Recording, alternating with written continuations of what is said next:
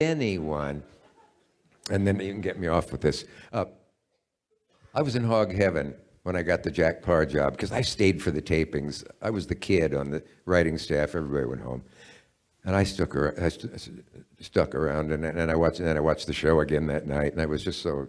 But the hog heaven part was in the dressing room, in the green room, in the makeup room. I chatted up Bob Hope, and Crosby was on once, and Sid Caesar, and Milton Berle, and Groucho, and George Burns, and 10 more. And I was chatting with always. This day, Jack Benny was on. Show ended, went to the elevators, and he and I got in the same elevator, but so did some tourists, and that wasn't supposed to happen. They were supposed to use other elevators.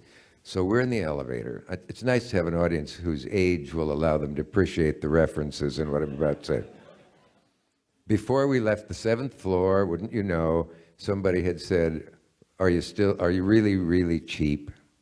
And he was such a lovely man, the cleanest working comedian from vaudeville through the end of his career, and yet he never missed anything.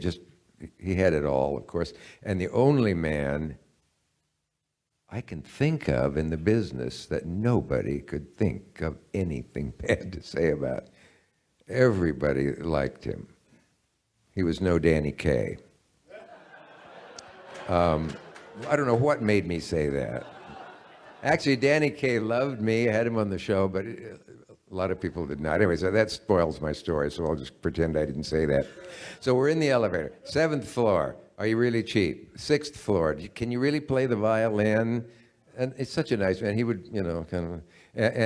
Is it true you don't pay Rochester? And you still got that old guy underneath your house in the vault guarding your money. And before we hit the bottom floor, somebody got the Maxwell. Do you still drive the 1915 Maxwell? And he was so nice to everybody. They rushed out. And as we got out of the elevator, I said, Mr. Benny, can I ask you something? Isn't it a little tiring hearing all that over the years? And he put his hand on my shoulder and he said, kid, sometimes you just want to tell them to go themselves.